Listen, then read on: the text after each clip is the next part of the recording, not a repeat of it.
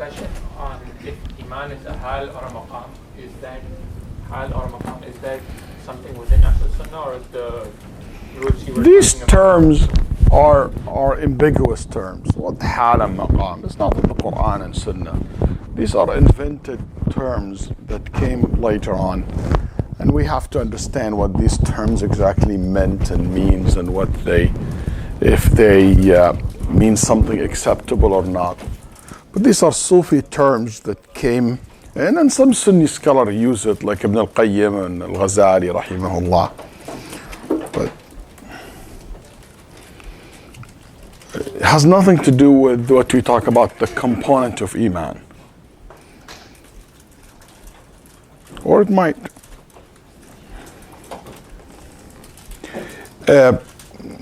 Who's going to be reading next?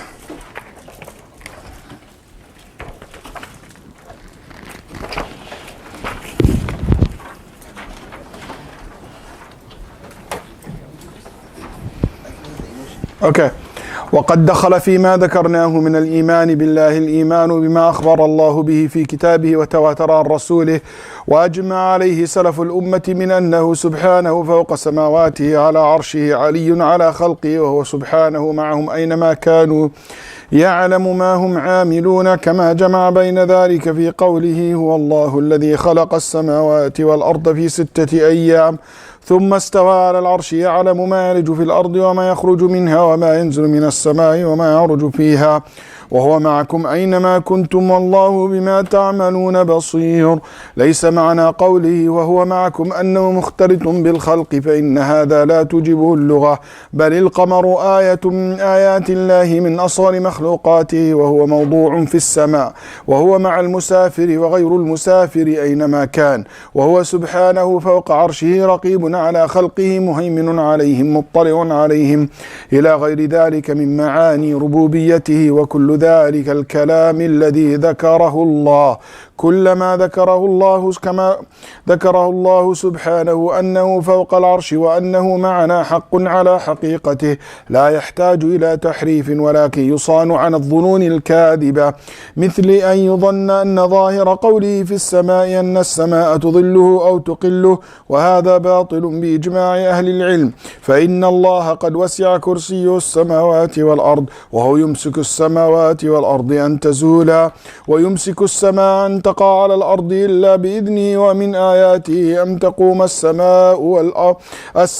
والأرض بأمره وقد دخل في ذلك الإيمان بأن الله قريب مجيب كما جمع بين ذلك في قوله وإذا سالك عبادي عني فإني قريب وقوله صلى الله عليه وسلم إن الذي تدعونه أقرب إلى أحدكم من عنق راحلته وما ذكر في الكتاب والسنة من قربه ومعيته لا ينافي ما ذكر من علوه وفوقيته فإنه سبحانه ليس كمثله شيء في جميع نعوته وهو علي في دنوه قريب في علوه.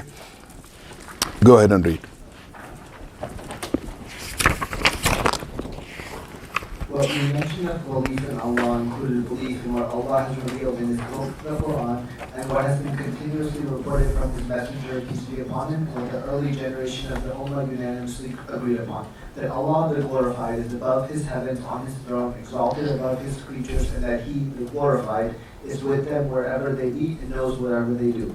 He summed it up in his saying, He is the one who created the heavens and the earth in 6 days, then He settled on the throne. He knows what goes into the earth and what comes out of it, and what descends from the heavens and what ascends into it. He is with you wherever you are. Allah sees all what you do.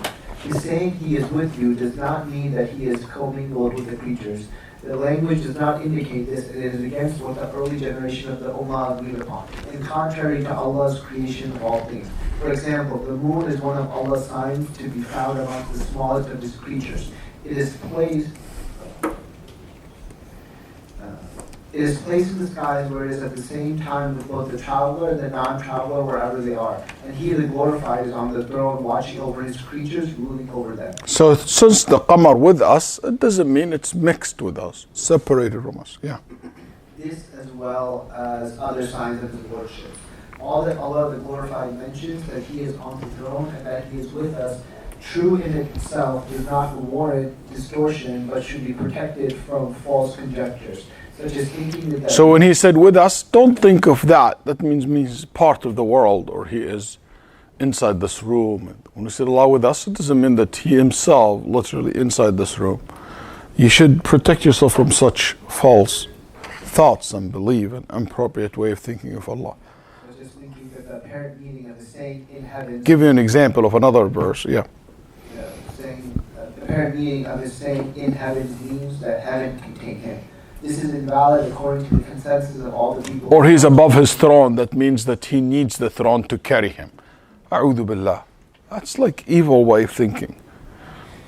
Indeed, his seat, kursi, encompasses heavens and earth, and it is he who holds the heavens and earth. So if the kursi, which is very small comparing to the throne, is bigger than the heaven and earth, how can you think that he, Allah, who's bigger than the throne, in the heavens and the whole, and he contained by the heavens and the earth? And he who holds heavens and that it cannot fall on earth except by his permission. And among his signs that heaven and earth stand fast by his order. Included in this is the belief that he is very close to his creatures, responding as he has summed up in his saying, if my ibad worshippers ask you about me, say that I am very close, answering the caller when he calls on me. And the Prophet, peace be upon him, said to his companions when they raised their voices in invocation of Allah, O people, restrain yourselves. Verily, you are not calling one who is deaf or absent. Restrained because they were screaming. And Nabi Sallam went outside, they were praying, and one of the traveling. And they said, Ya Rab, Ya Rab. Like, they're raising their voice. قَالَ أَرْبِعُوا عَلَى أَنفُسِكُمْ. Calm down. You're not calling غائبا أو أصم أو أبكم. You're not calling someone who is absent or far away, or you're calling to get his attention, or someone who can't hear you. Verily, you are not calling one who is deaf or absent. The one you call is nearer to each of you than is the neck of your riding animal. What has been revealed in the book, the Quran, and in the Sunnah of his closeness and his concomitance. But no one in his right mind thinks that Allah riding the camel with them. A'udhu billah. Allah subhanahu wa ta'ala above his throne and far away from his creation. But he's near to them. And in what that sense means, near, and he listened to them, he answered them, he supported them. Does not contradict what has been told of his exaltation and highness. Indeed, glory be to him, there is none like him in all his attributes, and he is high in his nearness and near in his highness. Next, you read. All this we talked about, even the next one, yeah. So, part of the belief in Allah and his books is the belief that the Quran is Allah's word revealed, not created, that in him it originated and onto him it returns, that Allah truly uttered it, that this Quran which he revealed to Muhammad, peace be upon him, is truly the word of Allah, not the word of any other, that it is not allowable to say it is a narrative of the word of Allah or an interpretation of it.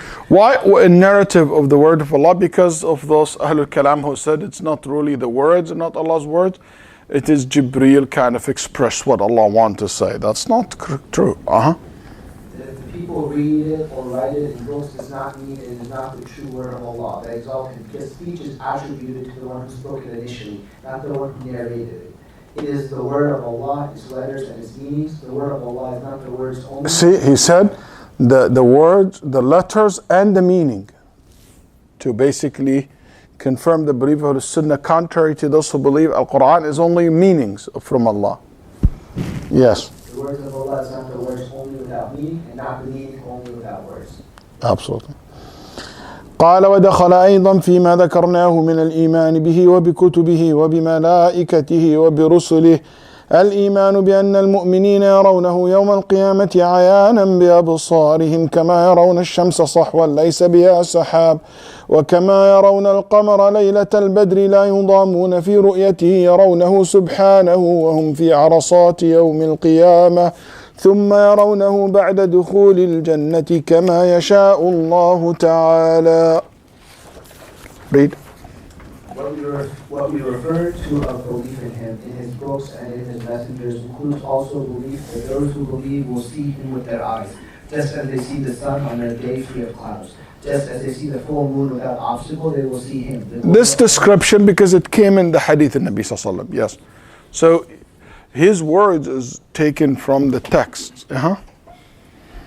while they are in the course of judgment, and they will see him after entering paradise. This is as Allah the glorified. Seeing Allah on the day of judgment for the believers is a form of tathbeet. Basically giving support to them, making them feel safe and tranquility, bring like safety and sense of security. And in Jannah, it's a pure pleasure and a reward, an honor. The belief in the last days, the belief in all that the Prophet ﷺ told about. No, did you? That's the new pages, right? New paragraph. Yes. So before we move on from the Asma wa Sifat, you know, I don't think there's much argument that this was the way of the Salaf. But some people, they say, because the Kalam entered the Muslim world and everything, they say, طريقة السلف أسلم، لكن طريقة الخلف أعلم وأحكم. Yeah. The Ash'ara said this. The Ash'ara said that the way of Salaf is Aslam, and the way of Al-Khalaf A'lam wa Ahkam. They said the way of the early generation is the safest, and the way of the later generations, it is has more knowledge in it and have more perfection and wisdom in it. And as you see, this is another way to show you that all Ahlul Bidah, regardless of their level, they don't have the appropriate respect for the Sahaba radiallahu anhum and the early generations. That they claim that they have more knowledge than the companion, they have more wisdom than the companion. And the problem with this statement, it comes from many different angles. Number one, how can you say that this one is safer, but the other one more knowledgeable and more wiser? Safety comes as a result of knowledge and wisdom. Whoever have more knowledge and whoever have more wisdom, no doubt their way is the safest way. Less knowledge means less safety. That's a common sense. So this statement contradicts itself from that sense. Number two, why did they say that? Because those people do not even understand what a Salaf said. They think a Salaf said at-tafweed.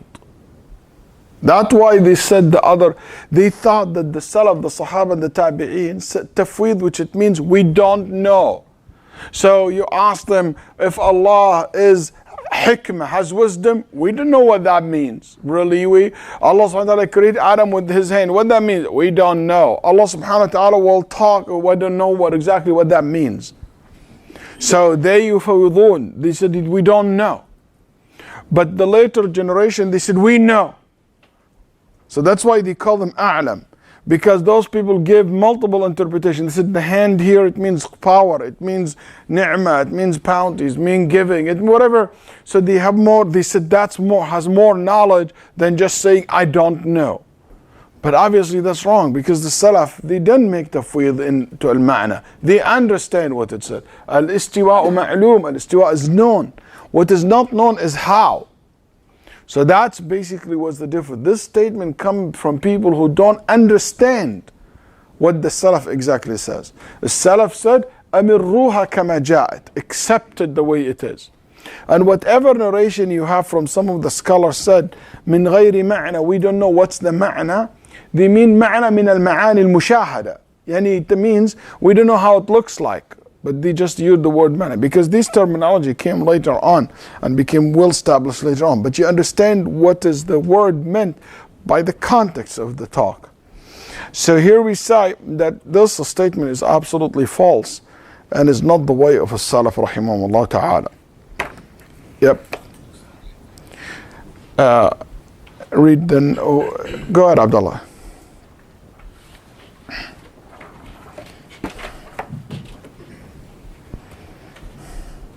The belief in the last days, the belief in all that the Prophet, peace be upon him, told of what will happen after death, belief in the grave trial and the grave punishment, and in the grave delight.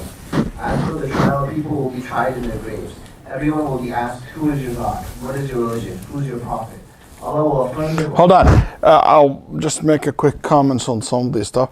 The last day, to believe in the last day, al-yawm al-akhir. Why it was called last day? because that's the last day in the dunya, and the beginning of al-akhir because it's the last day in this dunya, and it is the beginning of a new one. So when the day of judgment comes, it means the last day of this dunya and the beginning of a new life, a new cycle of life, okay, a new beginning, okay. So that's what it is. And he said to believe, and among the belief, yani among the way of a Salaf, to believe in the last day, اليوم الآخر, which it means became an obligatory part of your faith, part of your iman, to believe in the last day and whatever the Prophet ﷺ have said in regard to this. Why didn't he say and to believe in what Al-Quran said? Because people generally accept Al-Quran, but when it comes to the day of judgment, they didn't accept most of the ahadith because they said it's ahad, it's not mutawatir, so they didn't accept it. Number one. Number two, most of the detailed description of the day of judgment comes in the sunnah of the Prophet ﷺ, like al-hawd, like as-sirat, like al-mizan, the detailed description of it. All these things rejected by the people who don't accept the hadith Nabi ﷺ as a reference. So that's why he mentioned it specifically. And he mentioned one of the things that came in the hadith. It never came in the Quran. Like they believe in what is gonna happen after death, which is what's gonna happen in the grave. Okay, the details of the fitna of the grave and the punishment of the grave. Death is one of Allah subhanahu wa ta'ala's creation. هو الذي خلق الموت والحياة. So we believe death is something that Allah made and create. A lot of people think, like the way the philosophers and a lot of non-Muslims, when they talk, not all non-Muslims, but the philosophers, when they talk about death, they see death as the inhalation of the soul. Death, it means not exist. Actually, death is existence of something new. It's the opposite of what they say. We believe death, it's something occur to the soul. It's not like the soul vanished. That's not what it, death, it's something occurred to you. So it's like hayah, life, something occurred to you. You became exist after it exist. Death, it make you basic not exist. No, death is something new to be exist, which is the stage called the stage of death, which is we known as the stage of al-barzakh, which is in between. Okay, Allah subhanahu wa ta'ala created the human being of what? Soul and body. He created this dunya, and the soul and the body in this dunya receive the enjoyment and the suffering. Mainly the body, not the soul. Between the two lives, which is called the barzakh, or the death in between, when you die, mainly the soul, the one who suffer or reward. The body partially. When you're resurrected and you come to the day of judgment, this is equally distributed between the body and the soul.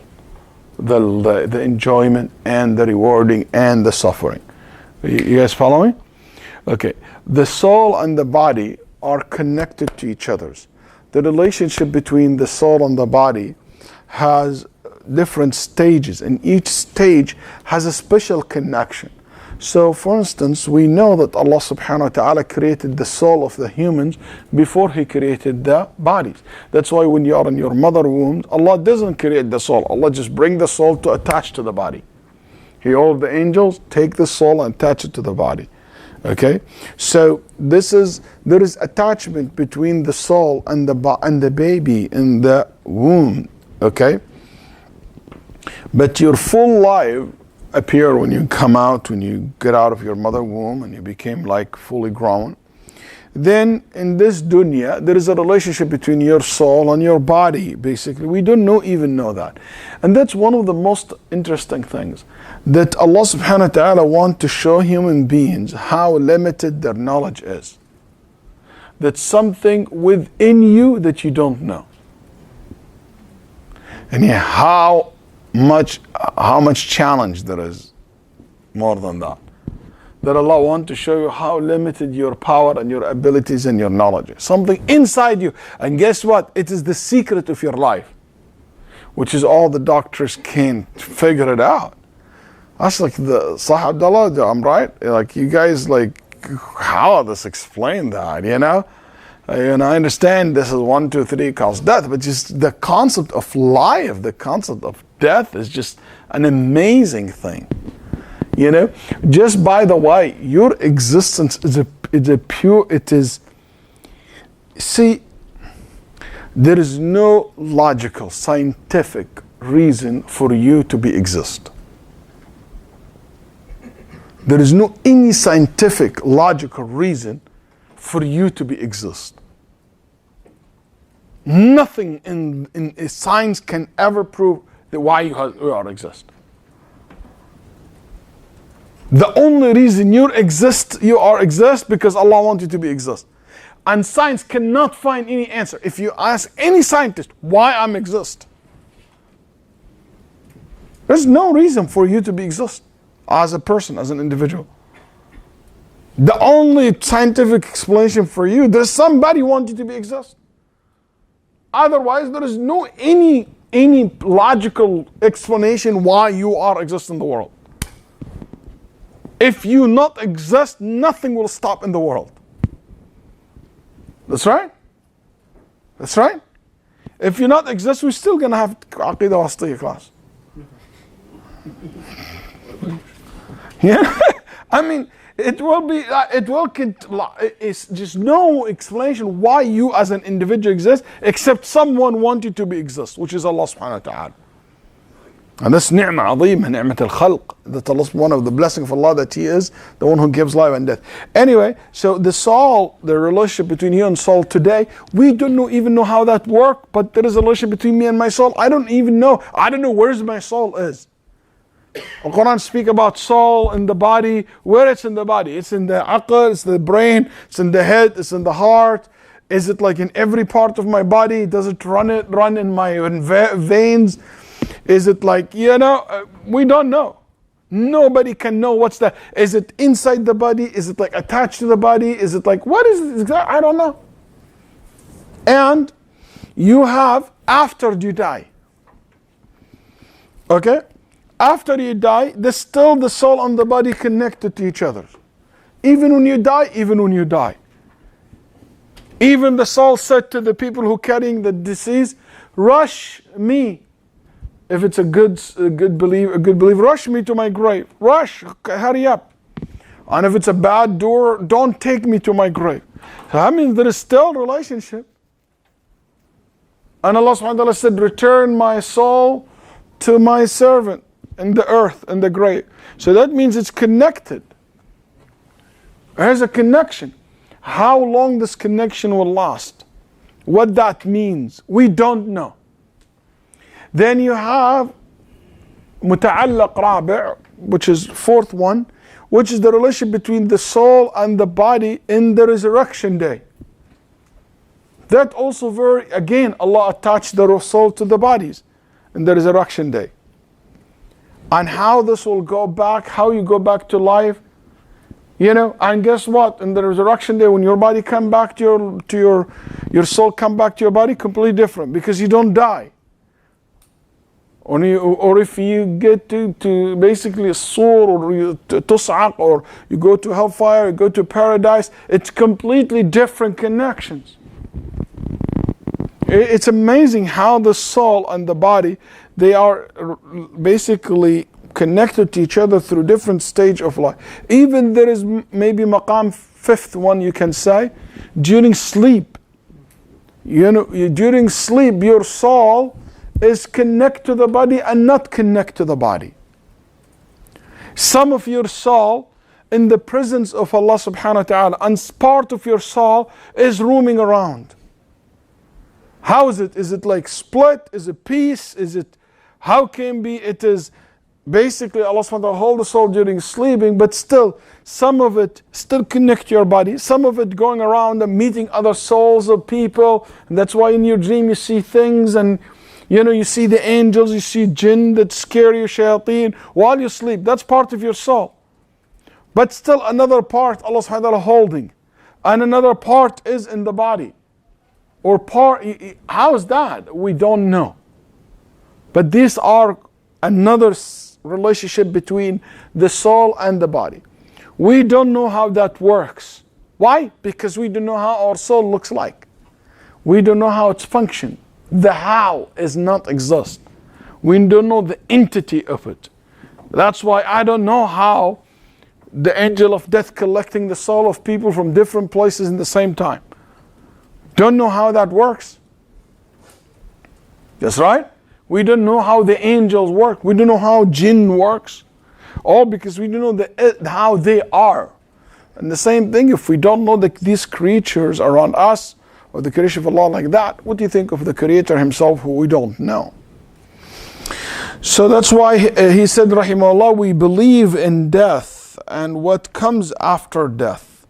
What comes after death? It means what comes after the body, the soul depart from the body. A complete departure, which would lead to death. Okay?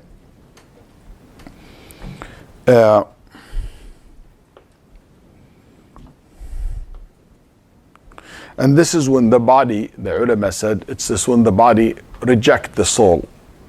When the body cannot respond to the soul. Yani even if your soul wanted to repent, your body cannot respond to it. You know, your soul crying, but your body doesn't respond to it. Your body is dead. It's the connections. That's why the dead people, they don't cry. The dead people don't scream, but the soul does when you die. It's just that's how the ulama define death, kind of. Anyway, that we do also believe in the fitna, the trial, and what's called the trial of the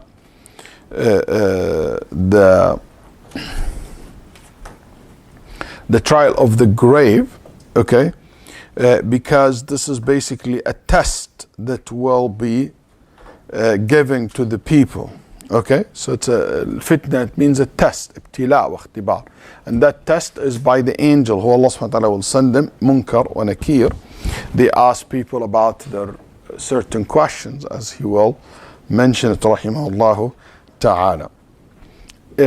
People, he said, فيفتنون يعني فإن الناس يمتحنون, people will be tested.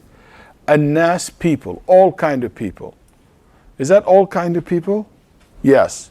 Well, it seems to be all kind of people will be tested. So men, women, okay? Also Muslim, non-Muslims, people from this nation, people before this nation, everybody will be asked. Okay? Maybe there is exceptions for the people of the prophet and messengers, that they will not be asked. Okay? They will not be asked. Because the Nabi Sallallahu Alaihi Wasallam also gave us certain people, they will not be tested. They will be saved from this fitna. And by the way, the Prophet Sallallahu Alaihi Wasallam said the fitna of the grave equal to the fitna of the false Messiah. كفتنة الدجال. That's how hard the test is. So قريبا تفتنون في قبوركم قريبا من فتنة الدجال يقول النبي صلى الله عليه وسلم. So like almost like the fitna of Dajjal. Anyway, going back to the point, certain people, Allah subhanahu wa ta'ala protect them from this fitna. Like what?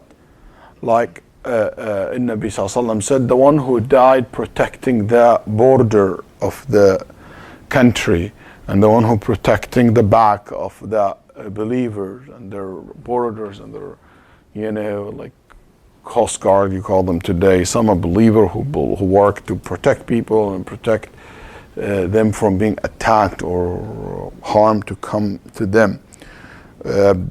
Also, it's been said that al-shuhada, the shaheed, kafa bibariqat as-suyufi lahum fitna, because the fitna of the seeing death in front of them will still fight. That's enough fitna for them, so the shaheed will not be asked in the day. Some ulama said also as-siddiqeen will not be asked, because as-siddiq is higher level than as-shaheed. But I don't like this opinion among the people who say that Shaykh rahimahullah, because I don't believe there is al-qiyas in these issues, or not like something I really support, because you have to have asl taqis alayh, and there is nothing really here, no evidence for that. Also, ulama debated over where children be asked in their graves, and I do believe no, they don't. Children and infants and people who die like insane, they will not be asked, because it doesn't make any sense. Why would a child be asked, who's your Lord, what is your religion? Okay, so it makes no sense. Some said no, Abu al-Hasan al-Ash'ari and Jama'ah, they said no, they will be asked. And some of Ahl al-Hadith also said that they will be asked. Why? They said because when people like this die, do we pray janazah for them? So I said, why would you pray janazah? You pray just that Allah give them tathbeet and Allah make it easy for them. So they connected the two together. But to be honest with you, there is no connection, as Al-Qadi Abi Ya'la and others said. There is no connection, because we pray janazah on infants, not because of their sins to be forgiven. That's why when you pray janazah on an infant, you just say, Allah forgive their sins. You don't say that, because they don't have sin. So why would we pray janazah for them for? Because the grave is a scary place, because still that child has a soul. And when that soul and that became in the grave, that's a terrifying thing, experience, even for children. So we're praying that Allah subhanahu wa ta'ala make it easy for them, that Allah subhanahu wa ta'ala bring them safety and tranquility, see they will never suffer. You know, the idea of just being separated from the world, the idea of moving from this world to another, that's a scary journey. So that's why we pray janazah for them, not because of their sins. So there is no connection between the two. And I don't believe that those people will be asked in their graves, because it makes no sense for me to tell me that child will be asked, who's your Lord, what is your prophet? It makes no sense. And that's the opinion that I choose in regard to this. Go ahead.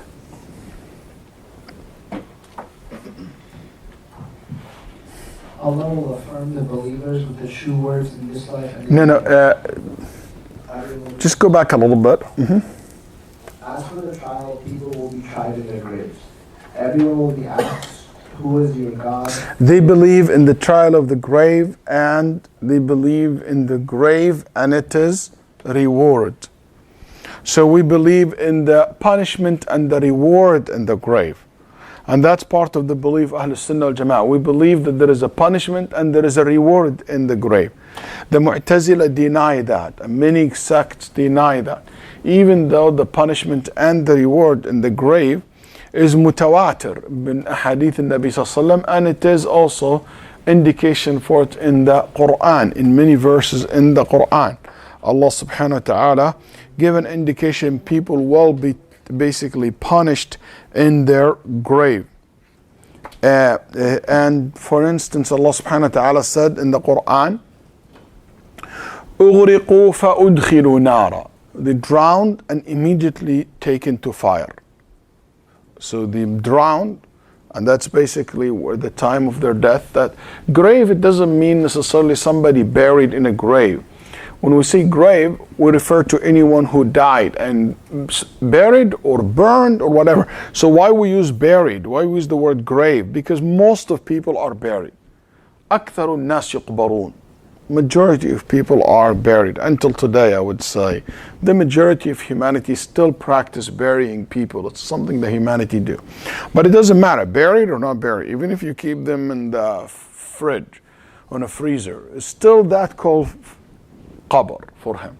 Even a person burned, okay, and their ashes in a jar, that's his qabr. Okay, so that's basically what it is. So here we go back, that people will be punished and rewarded. Allah subhanahu wa ta'ala said, they are أُغْرِقُوا فَأُدْخِلُوا نَارًا. They drowned, so their grave was the river or the flood, okay, for this, the people of Noah. Then they enter hellfire immediately, and that's in their grave. They enter fire in their grave, and that they're basically that period of time. Allah said about the people of Pharaoh, He said, النار يعرضون عليها غدوا وعشيا. They are exposed to fire in the morning and in the night. وَيَوْمَ تَقُومُ السَّاعَةُ أَدْخِلُوا آلَ فِرْعَوْنَ أَشَدَّ الْعَذَابِ. When the day of judgment comes, they will suffer the most severe punishment. So that means that day and night exposed to fire, that's before the day of judgment. So that's the suffering before the day of judgment. And when the day of judgment comes, their punishment is the most, which is in hellfire. So that's prior to the hellfire. And the Quran filled with verse like this. For example, وَلَوْ تَرَى إِذِ الْمَلَائِكَةُ بَاسِطُوا أَيْدِيَهُمْ. If you see the angels stretching their hand to collect their soul, ايش رأيه؟ باسطوا أيديهم. اليوم تجزون عذاب الهون. Today you will be recompensed with the punishment of humiliation. Today, the day their soul is collected. And many verses in the Quran like this. So the claim that Adab al-Qabr never mentioned in the Quran is false claim. Today Hizb al-Tahrir, this Ahbash, this Mu'tazila, and all those groups who claim that's not the Quran, it is a falsehood. It is in the Quran, it is in the Sunnah of the Prophet ﷺ as well. Then he said he will be asked. Go ahead, as for the trial. People will be trial.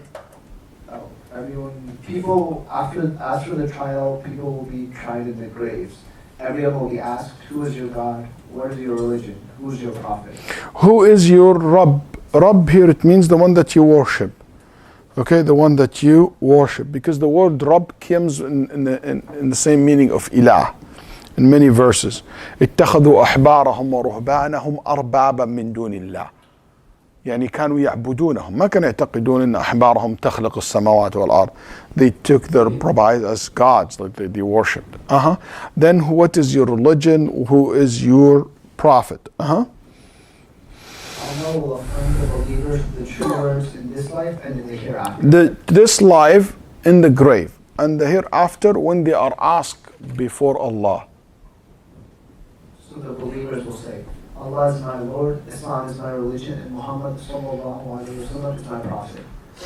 But the doubtful. And if he is not a Muslim, let's say from the people of Musa or the people of Isa, we'll say accordingly. But the doubtful will say, what? What? I don't know. I heard people say something. This is how the hadith goes.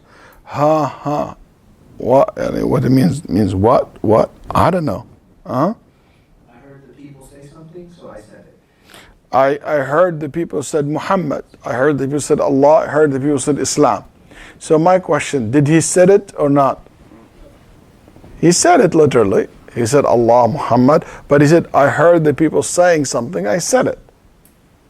From this hadith, al-ulama rahimahullah said the belief of the muqallid doesn't work. The belief of someone who imitating others without believing is not iman. So if anyone asks, why you are Muslim? And he says, because my parents are Muslims, that's not a Muslim. That's why you never ask a Muslim and you ask any non-Muslim, why you a Christian? Oh, my parents are Christian. Have you ever tried this? Every Christian ever asked in my life, or a Jewish or non-Muslim, why you are this? They always tell me this. It is because my parents. Oh, I come from a Christian family. I come from a Jewish family. That's right. Always the answer. I have not seen yet a single Muslim that they ask him, why you are Muslim? And he told me because my parents are Muslim. He would tell you because that's the deen al-haq. This is the truth. This is the religion of Islam. It's the true religion. Because Islam cannot be just based on imitation. You cannot just be Muslim because you know what, my parents are Muslim. That doesn't make you Muslim. What makes you Muslim is to believe in Allah, to believe in Muhammad sallallahu alaihi wasallam. It's not just to imitate other people saying. Yes. Thence will he be beaten with an iron bar until he sends out a loud scream, which all but human beings will hear. In another narration, the kafir said, I don't know. Okay? In one of the hadith. He said then he will be beaten with what? An iron bar until he sends out a loud loud scream, which all but the human beings will hear, because if they would hear it, they would faint. The trial will be followed either by delight or punishment until the big resurrection. Hold on.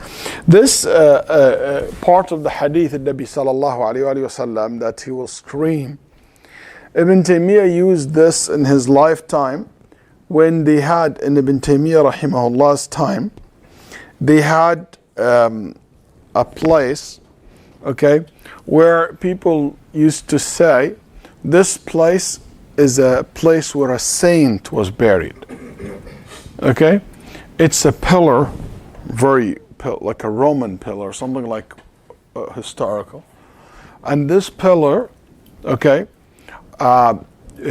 people used to believe in it. So people used to go bring themselves there to pray there. They want to be blessed by this. They pray and they said, this place, there is a wali, a righteous person die. His soul is there and you can pray to it. And used to go to the shrine and show all this kind of, respect and do all this ritual over there.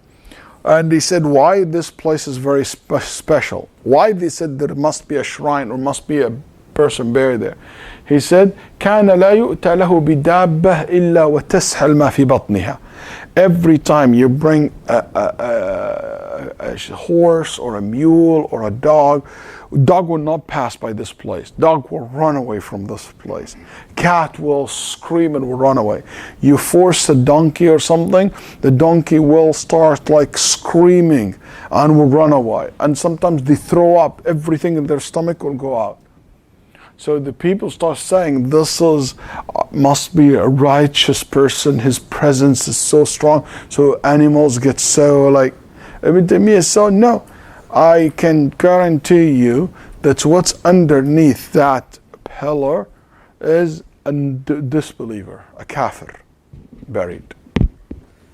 He said, oh, don't say this, we have been generation knowing that this is a blessed place. It is no place, that's a cursed place.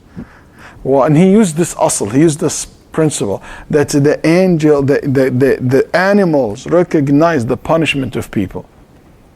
Recognize what? The punishment of people. Anyway, him and a group of his students went and they knocked that pillars down, and actually they found burying in that place a Nasrani, a person who's Christian, was not for the cross and everything in it, and it was not, as they claim, a righteous saint Muslims, like a Abid Muslim buried there.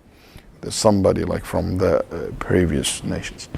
Anyway, according to the story of Shaykh al-Islam rahimahullah himself, when he said, so, and he used that asl to prove his point, rahimahullah ta'ala.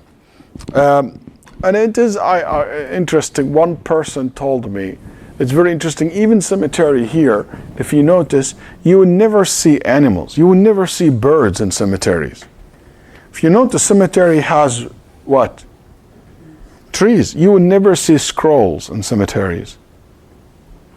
Even though you'll say, why there's no scrolls? Scrolls would love, there's nobody to bother them, there's a lot of things to eat over there, but you will notice there's no scrolls, there's no, even one of my friends, he said, he catch scrolls and he released them in a cemetery. And he said, I came back, they were not there. Literally, he made an experiment actually. Okay, and that's interesting. I'm not sure if this is all the time, but here, I'm just sharing with you, one of my friends and students did that, okay? And he mentioned that point, and every time I go to cemetery, I start looking around. And for me, I never saw any animals in cemetery. For me, that's something I kind of noticed every time I go. Okay, here he said, and they are in either reward or punishment until the day of judgment. The type of punishment that people are reward, for the believers, the reward will continue until the day. But what if some people punished in their grave for their sin? Even if they are going to Jannah, yes, they might be punished. So the punishment in the grave, some of them might have experience in certain things to punish for it in their grave. The good news is, if you get to be punished for something in your grave, you will not be punished for it in the Day of Judgment.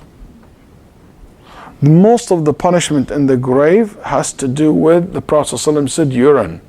That's one of the things that Allah punished people for it in the grave, which is people who either don't cover themselves properly when they urinate, or people don't care to clean themselves properly after they urinate, or people don't care if the urine touch their clothes. They don't really care. Also, another one is this: tongue, backbite, gossip, spreading rumors, talking about people. That's what most people punished for in the grave, you know, and that's a purification for the believers. Some of the sins for some of the disbelievers, their punishment continue. Okay, some of them are continue one shot, like Ali Fir'aun. Some of them can be a continue and stop and continue and stop. Allah subhanahu wa ta'ala knows best, but it looks like, as Ibn al-Qayyim rahimahullah said, right before the resurrection, all the punishment come to stop.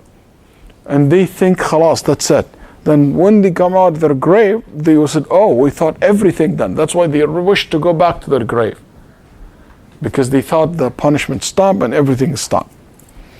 That's what Ibn al-Qayyim rahimahullah said. Then he said, rahimahullah ta'ala,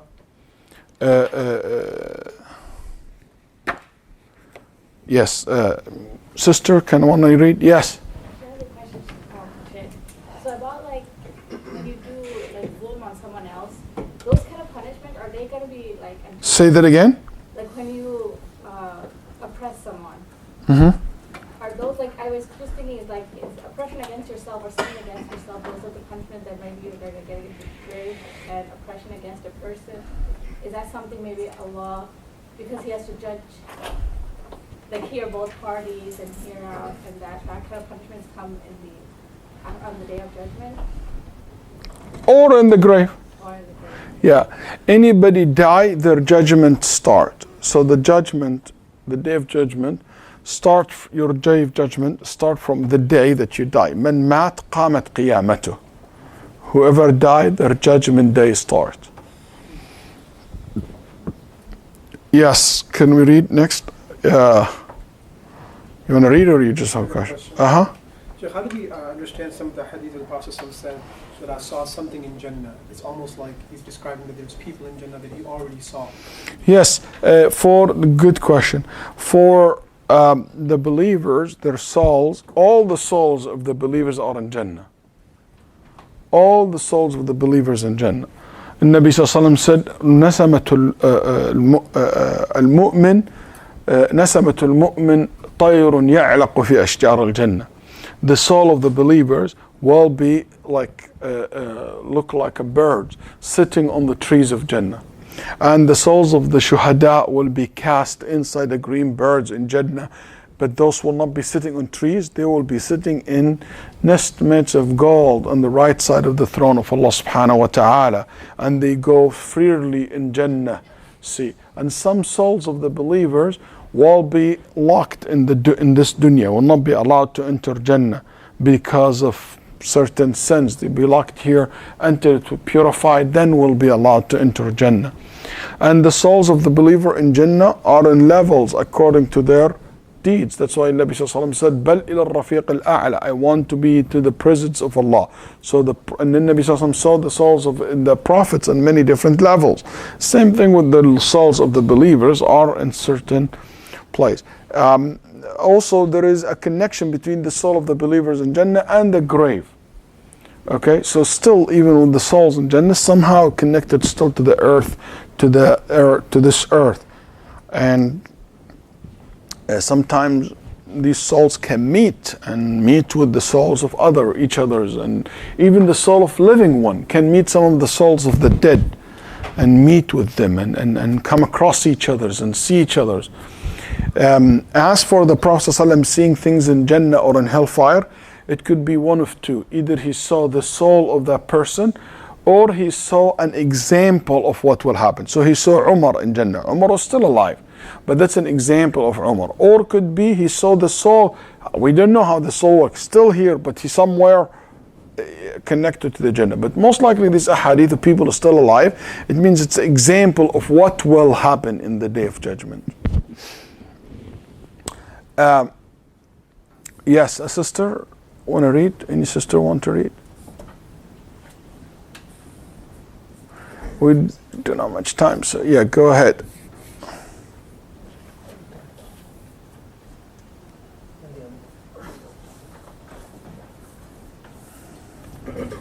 The souls will be returned to their bodies in the resurrection, which Allah has told of in His book, the Quran, and through His Prophet, and about which all Muslims agree will occur.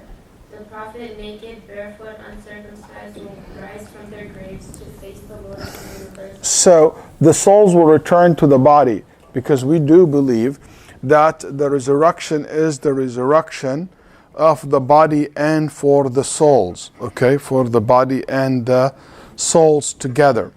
And this is the confirmation of resurrection is in the Quran and Sunnah and ajma alayhi al-Muslimun. People will stand up from their grave to Allah subhanahu wa ta'ala barefoot, naked, uncircumcised. يعني كما خلقناكم أول مرة. The same way you were أول خلق نعيد. The same way you were created, the same way you will come back. أول مرة, it means what? Like Adam alayhi salam. Adam alayhi salam was not circumcised when he was created. The first one who circumcised, Ibrahim alayhi salam. Okay, so people will come back in the same way Adam alayhi salam, because that's how you will enter Jannah, in the Surah Abikum Adam, in the same shape of Adam. So you might say, Shaykh, why not circumcised? Men, circumcision for men is a good thing, isn't it? Yes, because circumcision is a good thing for men only because it is what? It is needed because of diseases and cleanness and stuff like that. There is no need for that in Jannah. There is no need for that in the Akhirah. Anyway, so and also it shows you there is nothing missing from you. The way you were made, the way you come back. Also, hufat, urab, barefoot, and naked. The naked, there is a debate of this naked. Are they going to come out of their grave naked, or they going to come up with their grave with the clothes that they're buried in, or they will be dressed?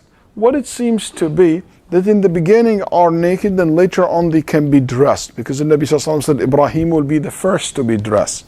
So that means there is other people who will be dressed. Fi Sunan Abi Dawood, the Nabi Sallallahu Alaihi Wasallam said you will be resurrected in the clothes that you buried in. قال إنه يبعث في الثوب الذي كفن فيه. Fi Sunan Abi Dawood, there is a chapter that you will be resurrected in the same clothes that you are basically buried in. And that's why Al-Bayhaqi rahimahullah said it could mean that you come up in your grave with these clothes, and by the time you reach the Day of Judgment, the land of resurrection, okay, because you have the first stage is resurrection, second stage is gathering, third stage is standing, fourth stage is the coming of Allah subhanahu wa ta'ala, fourth stage will be passing the books, fifth stage will be judging. Okay, then the skills, then after that passing the books, then after that people move either to hellfire or to paradise, and in the way you see the hawd and the sirat. So basically it's a stage.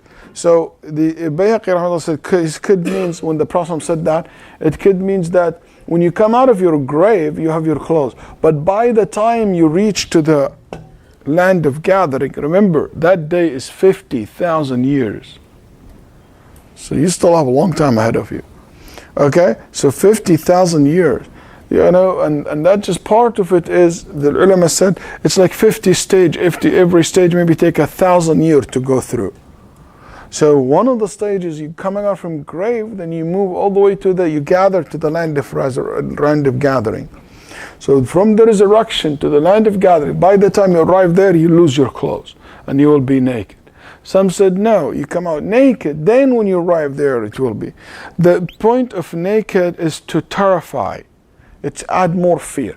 The clothes, it's more of sense of security. That's why, based on your iman, you'll be dressed. Based on Islam and the more tranquility that you will have. So he said, people will come out of their graves, Lillahi Rabbil Alameen. And the sun, did you read that? Okay, good, can continue. While the sun moves nearer to them and their own sweat overwhelms them, then the scales will be set so that people's deeds may be weighed. Hold on. So the sun will be close to them, and that's one of the amazing things, show you everything we know in the dunya is different than the akhirah. That the sun will be so close. I think if the sun today, just half a mile closer, everything will be burned in this earth. Something like that. And if it is half a mile far, everything will be frozen to death. Or maybe less than that. Okay? But can you imagine the sun will be that close, like meal. Meal, it's one of two. Meal, it is the, you know, the kuhl, the thing that you, the mascara, the line of mascara, that could be the meal. الميل هو المكحلة. That's the thing that you do in your mascara. You know, that's how far it is from you. Or al-mil is the distance. It's not the mile that we use in English. It's mil a distance, which is about 3 farsakhs. I mean, it's not a very far distance. You know, several meters away. It's not very far away from you. Let's say the mile that you are familiar with. Can you imagine? That's number one. What's also strange is you sweat according to your deeds. How can you sweat according to your deeds? Okay? I'm glad that this is not happening in the dunya. Otherwise, it would be a problem. Okay? So, but in the akhirah, you sweat according to your sins. Okay? And guess what? This sweat, it doesn't go everywhere. You sweat and it's around you. It's not like the water will go like left and right. And another amazing thing, that this what? Okay, will be gathered and you will be drowning in it. It's very strange how the day of judgment is. And again, here all these ahadith, we cannot go into it by taking the apparent meaning. Oh, it could mean sweat, it could mean your deeds, or like, you know, the reward. You have to accept it the way it is without knowing how. And that's why we always say, the way you see Allah subhanahu wa ta'ala attributes and names, same concept goes. We don't know how this will work. Okay, then he said, وَيُلْجِمُهُمُ الْعَرَقِ, it will be basically covering them. وَتُنْصَبُ الْمَوَازِينَ, and read that again, and the what? And the scales, he said? Then the scales will be set so that the scales, is it one scale or multiple scales? The scales will be, there is a debate among the Salaf. Is it multiple scales or every person has one scale? Some said no, every nation has one scale. Some said every group of deeds has one, like the hard deeds has one scale. You have all these kind of different khilaf. But al-ulama rahimahullah, some of them said multiple scales, some said only one scale for everybody. One scale. And that's what it seems to me. How can one scale judge people, nations in the same time? Allah alam, because that scale is not like us. What do we know? We know this scale has two sides. One for the good deeds, one for the bad deeds. Whatever goes down, that's what you go with. It means the heavier one. And this, subhanAllah, this scale is so big that the Prophet ﷺ said, if you can, this one side of the scale, it can accommodate the heavens and the earth and everything. You can put it in one side of the scale. So the companion, like, kind of strange, how can this huge scale be filled? How can you fill it up? The Nabi told us it will be filled with what? With La ilaha illallah. And that shows you the value of that word, that the reward of it. It will fill that big, huge scale. Also, Alhamdulillah tamla'ul mizan. The word Alhamdulillah fill the mizan. And that shows you the value of this word. Al-mizan, just one side of it's a huge. that will be filled by just saying Alhamdulillah.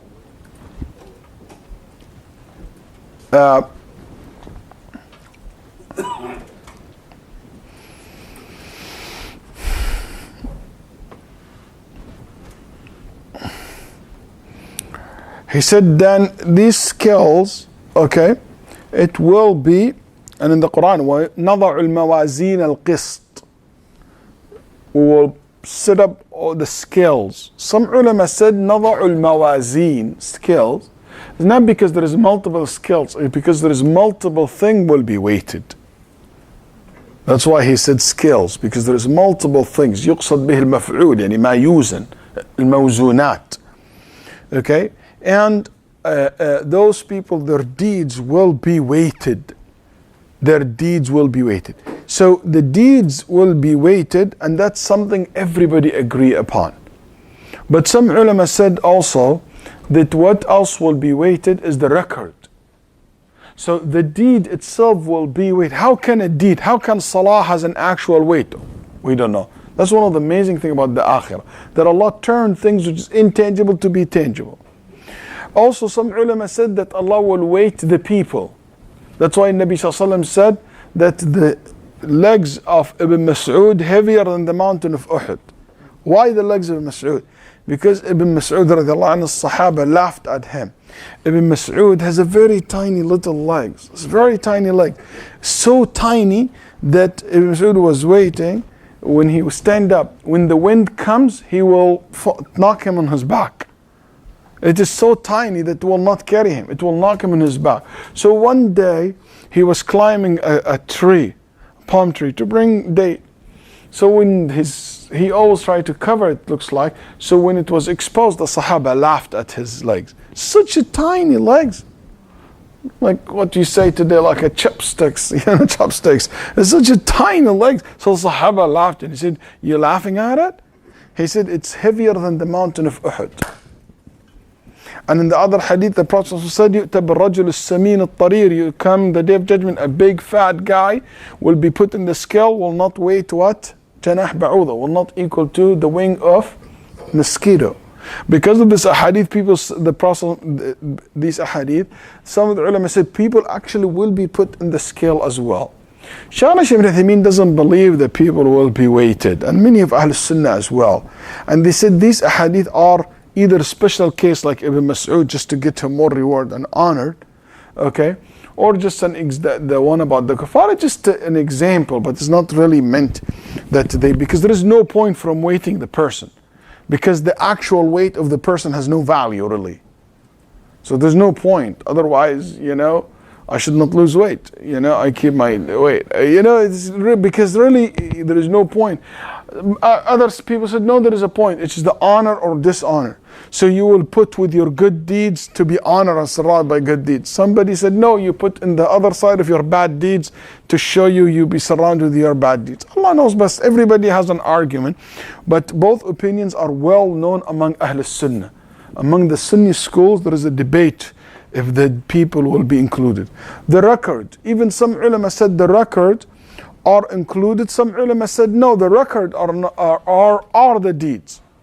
The deeds are come in the form of record. But the record of the deeds, as the Nabi Sallallahu Alaihi Wasallam said, some people, the record will be put in the scale to be like that, go all the way to the top of the heavens. So the deeds are written in records. These records will be collected and put in the side of the scale.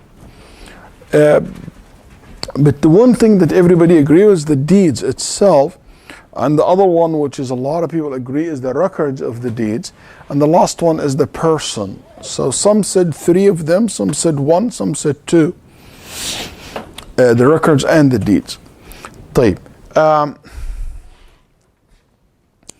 Then he recited the verse فَمَنْ ثَقُلَتْ مَوَازِينُهُ فَأُولَٰئِكَ هُمُ الْمُفْلِحُونَ وَمَنْ خَفَّتْ مَوَازِينُهُ فَأُولَٰئِكَ الَّذِينَ خَسِرُوا أَنفُسَهُمْ فِي جَهَنَّمَ خَالِدُونَ.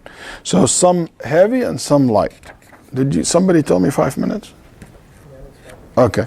So,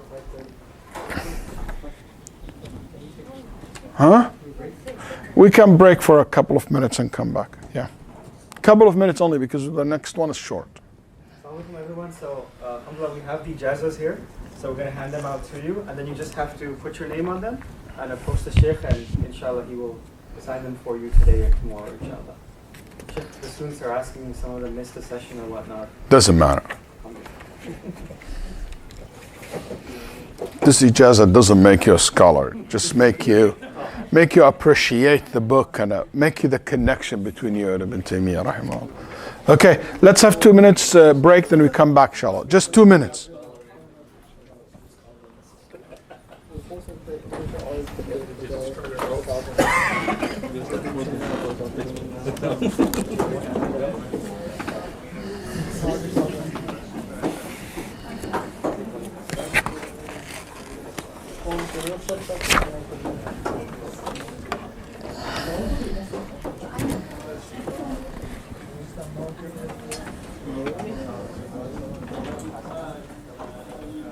That's really cool. Wow.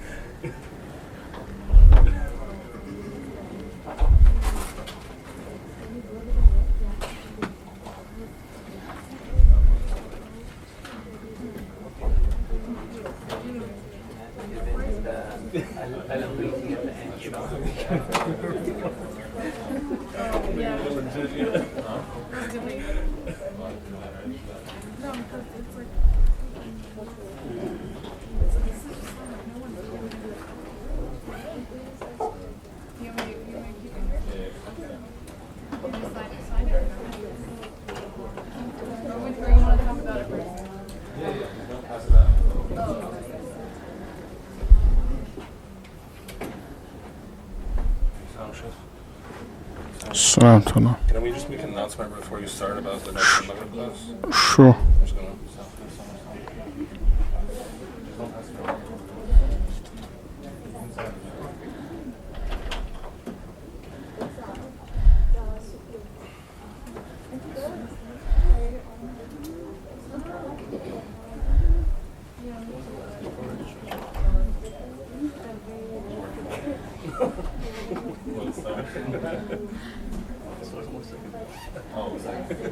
You can actually sign up on the full if you want. Oh, the last day? You could pay for full price.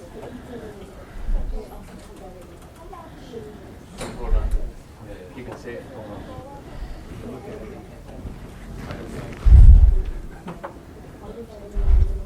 I can't let you sign it until the computer.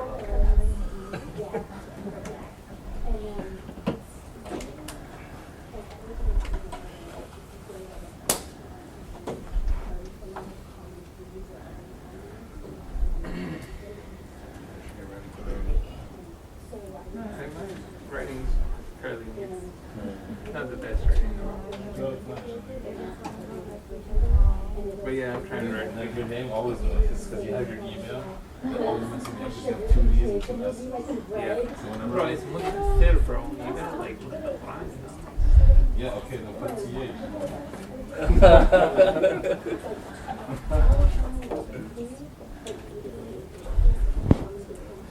No, that's a debate. You can write the answer. No, that's not a debate.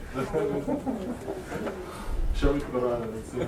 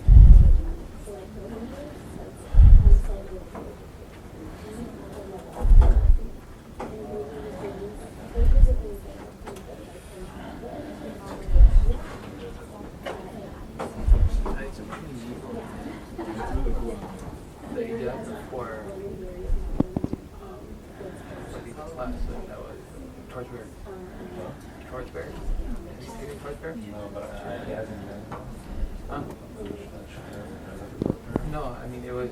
He gave it out in the class. It was for 100. That was just. It was like a long. It was like this big.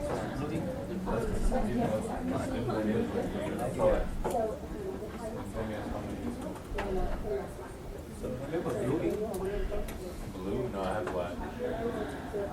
He has blue. That's the official paperwork.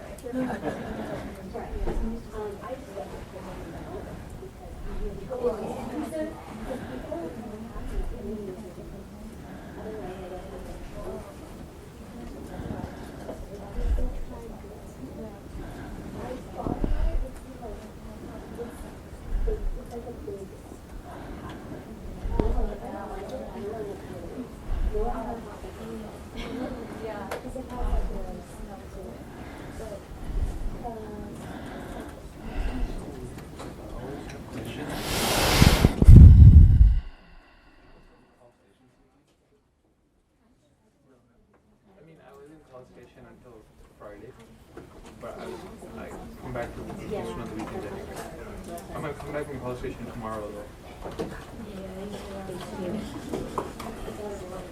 Tomorrow morning I'm gonna drive to college station, attend my classes, drive back here, drive back this. Mashallah, some dedication. Why are you looking at it online? It feels nice being in the Sitting next to such a blessed man.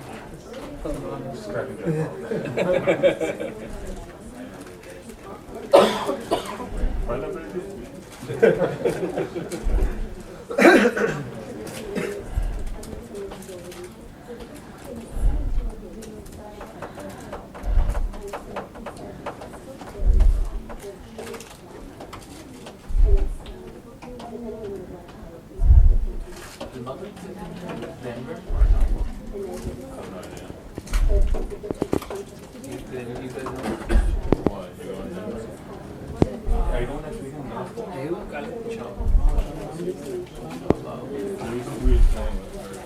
I still don't know.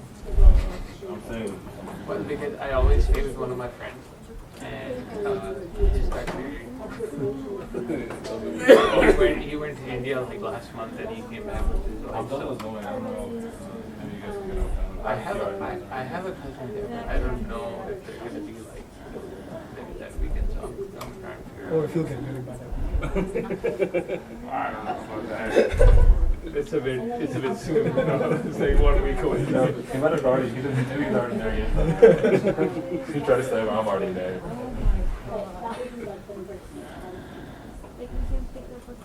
They have a living room.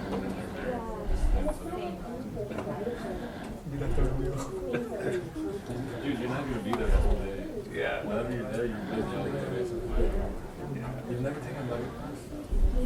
Never? Dude, you can become. They're like this, but like less. Like, they're less, yeah. A little less, yeah, I would say. Because the content. It's still academic, but not as. Because this has like no definitive end, you know, like we just wanted to extend it to more days. Yeah. I mean, that's a good thing. I'm not like joking about You it. just gotta drive from College Station. And then I'm just making it live Tuesday too. If y'all add on Tuesday, that's gonna be so perfect to me. I mean, College Station is really not that far away. It's like from here, probably like 2.5 hours. No, hour 45.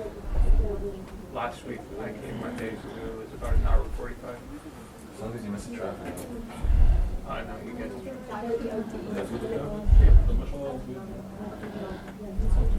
I mean, if I leave from here at like Fajr, I'm probably gonna make it an hour and a half. Dude, the traffic's a lot only 15 minutes. Yeah, no, there's no way. Traffic is a lot more than 15 I minutes. mean, if you get into like an accident or something, that's He's going from straight. So I'm basically. Okay, let's start. Go ahead. Assalamu alaikum, everybody. So, as you guys know, Shaykh Waleed is like the vice president of Al-Maghrib Institute. So we thought we would take this opportunity to tell you guys about our next class, inshallah. So we have a class coming up from March 2nd to March 4th. It's called The Prophet's Smile by Shaykh Yasser Burgess. It's about Shamad, or the characteristics of the Prophet ﷺ. So we have a sign-up sheet going around. And if you guys sign up like today at this class or in the review session that we have afterwards, you can get like $20 off because you'll be part of like a discount group. We'll make a discount group for this class. So we have a sign-up sheet going on. So please sign, inshallah. Oh, thank you. Jazakallah khair. It's actually one of Shaykh Yasser Burgess' best performance. Anybody took the class here before? How was it? Yeah, it's one of the best class that he teach. Yeah, any sister took the class? Yeah, how was that? Beautiful class. Yeah, if you didn't take the class, I highly recommend you to do. I really highly recommend you to not to miss that class. It's about Shama'il al-Nabi sallallahu alaihi wasallam. When is it? March 2nd to the 4th. March 2nd to the 4th. Isn't that exam time? It's a week before spring break, so I don't think so. Maybe. Depends on your class. Okay, But, yeah. good. Okay.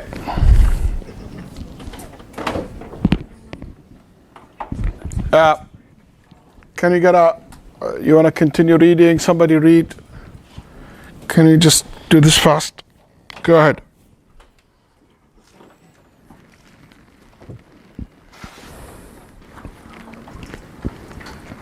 The records will be distributed, the records of deeds. Some will receive theirs in their right hands, and some in their left. The records will be distributed, the records of the deeds.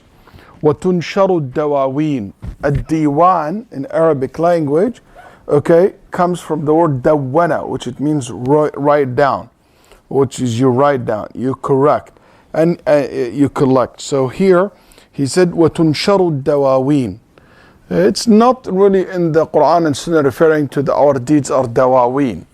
That's why he explained that by saying, وَهِيَ صَحَائِفُ الْأَعْمَالِ. And these are the record of the deeds. Where the word sahaif comes, Allah subhanahu wa ta'ala said, صُحُفًا مُنَشَّرَةً.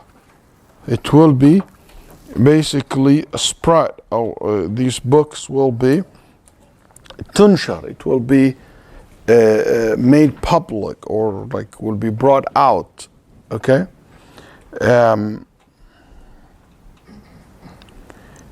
these books will be tunshar, يعني it means it will be distributed and passed. Okay, it will be like, as some ulama said, تتطاير, يعني it will be flying around. Okay, that's why we call it طائره في عنقه. One of the meaning, it's like a طائر, something fly, because it will be passed. And this is your deeds, and your deeds will be passed to you in a form of a what? Record, written in this record, and these records will have all the deeds of yours. Yes, he will recite the verse now. So someone will take the deeds with their right hand, some will take it with their left hands or behind their back. So how many categories we have according to what he said? Read what he said, sister. Some will receive theirs in their right hands and some in their left or behind their backs. So how many kind of people here? According to what he said? Three kind of people. That's one opinion among Ahl al-Ilm. Another opinion said there is only two. Right hand and left hand. The left hand, they take it behind their back. On the right hand, from in front, like this, honored. For the back, like this, they're face down. Okay? Or it's a form of what? Humiliation. And all these description came in the Quran. فَأَمَّا مَنْ أُوتِيَ كِتَابَهُ بِيَمِينِهِ وَأَمَّا مَنْ أُوتِيَ كِتَابَهُ وَرَاءَ ظَهْرِهِ. No. Read. For the glorified, the exalted has said, every person is held responsible for his or her deeds. On the day of resurrection, we shall bring out for him a scroll, which he will see spread open. He will be ordered, read your own record. It is sufficient that you judge yourself today. And these deeds basically are the deeds, the good and the bad of what you have done. Yes. Allah will remind the people of their deeds. Talk privately to his face. Allah what? Allah will remind the people of their deeds. What is that? Remind? That's a very bad translation. وَيُحَاسِبُ اللَّهُ الْخَلَائِقِ. How can this Allah remind? Allah will judge the people. How can we remind the people of their deeds? Sometimes, since you're living too, you don't remember what you did a few years ago. But yuhasib, it means judge, isn't it? Huh? Take account. People will hold account for their deeds. That will remind them. But what to remind them is the record, not Allah. When they see the record, they reminded of what they have done. That's why they said, why this book leave nothing? And that's the right order. That the judgment comes after passing the deeds. Some people said the judgment happened first, then Allah gave you the record. No, the record of the deeds comes first, then after that Allah subhanahu wa ta'ala will judge basically their deeds. The people who take the book with the right hand are the believers, and the people who take the book with the left hand are the disbelievers. Okay. Allah will judge the people of their deeds, talk privately to his faithful worshipper, and remind him of all his faults. So it has been described in the book, the Quran, and the Sunnah. So, and he وَيَخْلُو بِعَبْدِهِ الْمُؤْمِنِ, and talk privately to his faithful worshipper, because he doesn't want to expose his deeds, expose his wrong deeds. So that Allah subhanahu wa ta'ala cover him in the dunya and cover him in the akhirah. May Allah make us among them. So here, and he also يَخْلُو بِعَبْدِهِ الْمُؤْمِنِ and يُقَرِّرُهُ ذُنُوبُهُ, that basically he will make him admit, describe to him the sin, and basically he will admit to it. So the believer will admit to his sins. Okay. As for the disbeliever, As for the non-believers, they will not be. how he would make him admit it? He would tell him, you remember this sin? You remember this sin? And he will keep saying, yes, Ya Rab, yes, Ya Rab. And in Hadith in Sahih Muslim, Allah subhanahu wa ta'ala in the beginning, he will hide all the major sins. He will only bring the minor ones. Then he said, you know this, you know this, you know this. So the mu'min would say, halaktu la mahala, I'm gone. I'm going to hellfire, no way I will escape this. After Allah subhanahu wa ta'ala mentioned all the little small things that you would not even think of it. He said, that's it, I'm going to hell. Then Allah subhanahu wa ta'ala said, you admit all of it? He said, yes, I do. And Ya Rab, I admit all of them, and I ask you to forgive me for it. Also, that shows you that some of these sins, the person even never repented from it. It was just forgotten. Then Allah subhanahu wa ta'ala said, I cover you in the dunya, I cover you today, and I forgive all your sins. And I will give you for each and every sin that you committed, I will transfer this to be a deed. So if it was 1,000 sin, it will be 1,000 deeds. Then he would say, Ya Rabb, I still have other big ones too. Like, if this is the case, you transfer them to reward. What about the other ones that is not mentioned? And Nabi Sallallahu Alaihi Wasallam laughed, and he said at that point Allah subhanahu wa ta'ala will laugh at the person. And he said, I forgive all your sins. May Allah subhanahu wa ta'ala make us among them. Ameen. And the believers, their hisab is very fast. That's why it is yasira. How do we know it is fast? One of my favorite verse is the word فَيَنْقَلِبُ إِلَىٰ أَهْلِهِ مَسْرُورًا.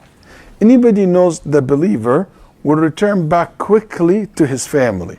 Where I get the word quickly from? Did I just plug it in to support my point? ينقلب. What's ينقلب means? What's the, it literally means? Flip. Al-inqilab, it means flipping, but he's not going to flip here. But al-inqilab, it shows al-ruju', return. But only return quickly, because flipping doesn't happen in slow motion. Al-inqilab, you flip on something because it's fast. So whenever you want to say he comes back fast, you say yanqalib. You don't say yarja'. Comes back quickly. Because the word inqilab, it gives you that sense of something happened very fast. Okay? It's like we flip over from the horse. This happened very fast. So the believers, their judgment is very fast and in private. That's why Allah said about the disbeliever, وَيَوْمَ يُنَادِيهِمْ فَيَقُولُ أَيْنَ شُرَكَائِي. When he called them from a distance. So that means there is what? Exposure. For the believers, he bring them near. And that's one of the quality of Allah, al-qurb, that you became near. Physically you will be near. Allah bring you so near to him, and he will discuss with you your hisab, your judgment. While the kuffar not near, from far away, a'udhu billah, they will never come close to Allah. Allah call upon them. And he basically exposed them. Yes, then he said, as for the kuffar, as for the disbeliever, as for non-believers, they will not be reminded in the manner of the one whose good deeds. They will not be judged. I don't know why you stick with reminded. Judge, Judged in the manner of the one whose good deeds and bad deeds are balanced, because they will have no good deeds. Rather, their evil deeds will be counted, verified, and presented so that they admit to them and will be punished for them. Okay, so here he talk about the disbeliever. They will not be, their deeds will not be weighted. They will not be judged by looking at good deeds versus bad deeds. Why? Because they have no good deeds. Allah subhanahu wa ta'ala said, فَقَدِمْنَا إِلَى مَا عَمِلُوا مِنْ عَمَلٍ فَجَعَلْنَاهُ هَبَاءً مَنْثُورًا. We turn all their deeds to be dust. Okay? They have nothing. فَلَا نُقِيمُ لَهُمْ يَوْمَ الْقِيَامَةِ وَزْنًا. They have nothing to be weighted in the day of judgment. Because one of the conditions for any deed to be accepted is Islam, is sincerity. Okay? So any good deeds that they did in the dunya, which it does not need sincerity, or doesn't need Islam to be rewarded for it, they will get the reward for it in the dunya. Someone has a good manners, someone who did good, who helped others, who's nice, who's kind, who invented things to help people, who like to help people. They said those people, their reward in the dunya. So in the camp of the day of judgment, there is nothing to claim. Okay? That's the choice of Shaykh al-Islam bin Taymiyyah, that there is no waiting for their deeds, there is no judging for them, the kuffar.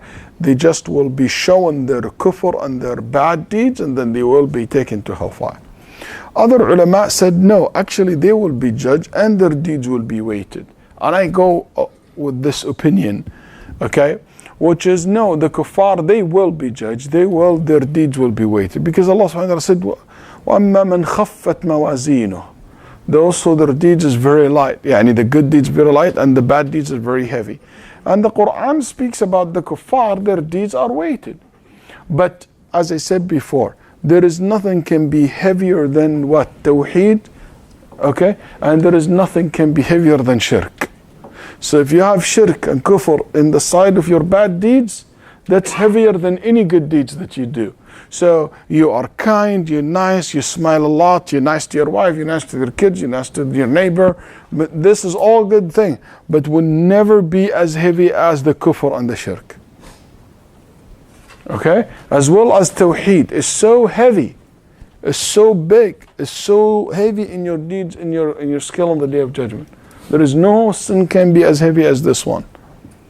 So that's why they will be judged, but their judgment, that is basically the kufr is so heavy. That's why Allah said there is no wazn, there is no weight for their deeds, because whatever good deeds they have, it has no weight comparing to that. And also it will be turned to dust. This is the deeds of worship. They prayed a lot, they fasted a lot, they made a lot of nadr, they made hajj, they made, but to the idols or to other than Allah, it will not turn to dust. So that's how I think, that's how some scholar understood this concept. So there is two opinions among the mufassirin and ulama al-tafsir and ulama the theologian. Some said there is judgment, some said no. Ibn Taymiyyah rahimahullah took that position. And Allah alam knows best, but I don't really agree with that. Then he said rahimahullah ta'ala, after that, وَفِي عَرَصَاتِ يَوْمِ الْقِيَامَةِ. العرصة okay هي المكان الواسع الكبير الفناء الكبير. عرصات, it means a very big space, open space. Yes? I had a question on will disbelievers be held accountable for the things that are prescribed in the Sharia, like for instance yes, in the day of judgment, yes. Or some ulama said yes, they will, because they said in the hellfire, لم نكن من المصلين ولم نكن نطعم المسكين وكنا نخوض مع الخائضين وكنا نكذب بيوم الدين. We didn't give the zakat, we didn't pray, we used to say the indecent things, and we did not believe in the day of judgment. Can I ask a follow-up question? But they are not held accountable for it in the dunya. So in the dunya, we don't ask the kuffar to follow the sharia. So we don't ask a non-Muslim woman to wear hijab. So there's no need for you when someone come to the masjid to wear hijab. She wear appropriate clothes, but to wear hijab, that's, I don't know what kind of bid'ah this people invented in America. Okay, and people insist on that. If she want to be respectful, but to think that she has to wear hijab, or for example, you make the kuffar fast, or you make them pray with us, like the way we pray, or we hold them responsible for our deeds. No, that's why Umar radiallahu anhu arda, he didn't stop the Christian from having wine. Never asked them to stop having the wine. And even Umar, when there is like the tax came for their time to give the tax, they brought wine. Umar said, we don't use that. You sell it among yourself and you bring us the money, the tenth of it. Which shows you also they sell wine among themselves, they drink among themselves.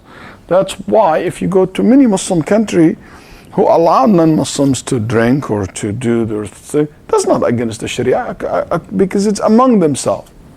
We don't enforce unless there is something they do that can be destructive to the society at large.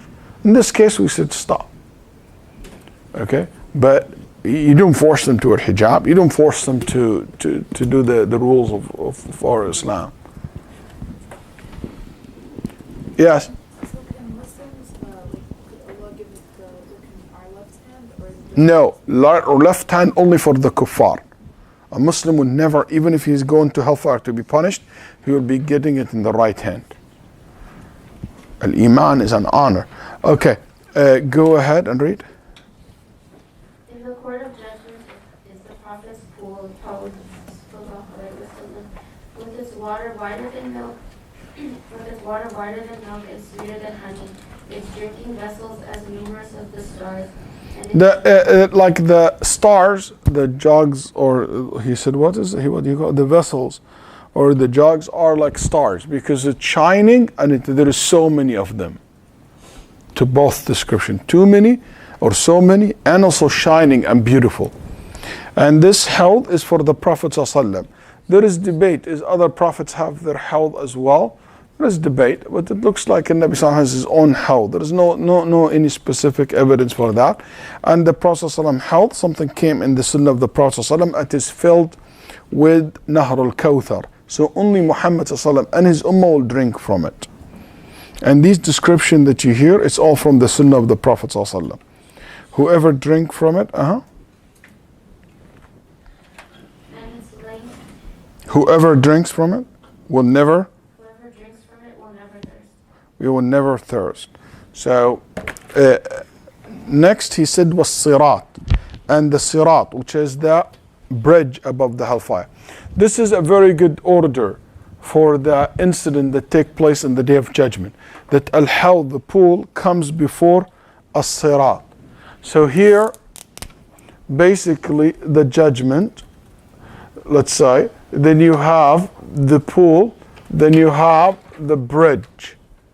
Some scholars said that the pool comes after the bridge.